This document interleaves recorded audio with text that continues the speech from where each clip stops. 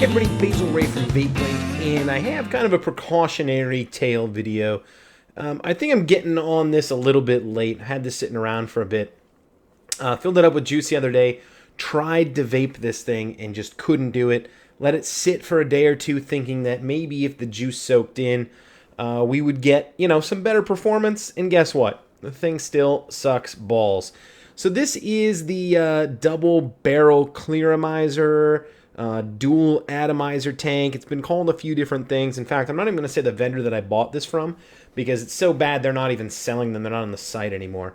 There are a few places where I've seen these still for sale, and I want to make sure that people at large avoid these things like the plague. So the idea here is that you have essentially two bottom-fed atomizers in this tank to function like a dual coil. The 510 fitting here, the mouthpiece has kind of separate chambers for things to come out of, and it's got a center air tube to allow air to come back down inside. This is metering out at right about 2 ohms here, I think, on the Pro Vary. So if we take a quick look here,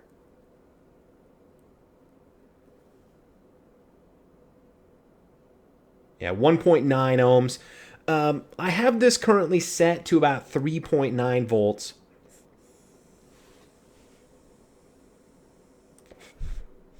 I have a 50-50 blended liquid in here, and I don't taste it. All I taste is sort of... there's some flavor production, but what's here is so god-awful.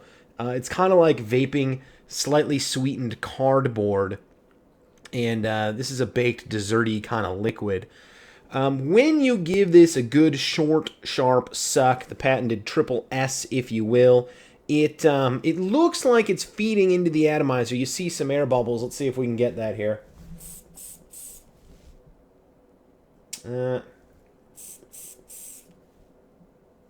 Or if you tip it and tip it back, you see air bubbles. It looks like it's feeding those atomizers really well, but in application, it doesn't do much. It's somewhere between vaping an atomizer that's nearly dry and getting a dry hit with, a super weak liquid. The vapor production is okay.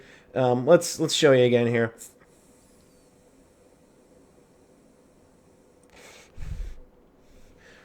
But there's next to no throat hit. Now, this is a pretty low strength dessert liquid, so I'm not looking for tons of throat hit. Let me go ahead and turn this up here. So right now it's set at, actually I had it down to 3.7. So let's see here. Oop, cycle through real quick.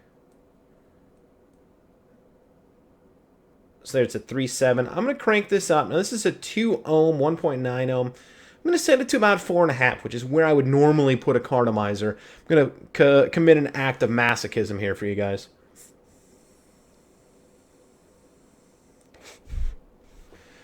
The vapor is there. It's not so much a throat hit as it is dry burn hit. And it just doesn't taste like much of anything, like slightly sweetened cardboard. So these things are absolutely hideous. In fact, mine is going to go straight here into the garbage can. Let me throw it away for you. And I'm going to go to vaping anything else. Here's a pipe I've got sitting here.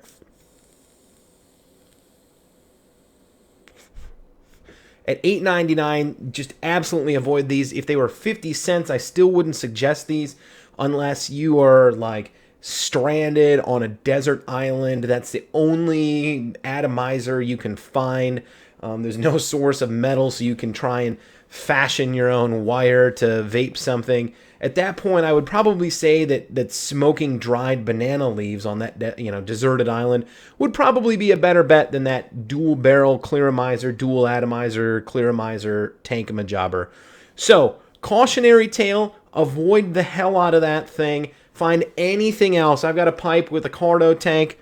That's where it's at. Well, not just that, but anything other than that god-awful Clearomizer. So Monday night, Vape Links, 8:30 p.m. Central Standard Time, or technically 9:30 p.m. if you're on the Eastern Standard Time. 612-293-6405. Give me a ring. Shoot me a text message. Facebook.com/Basilray, @Basilray on Twitter. Till next time, please take care.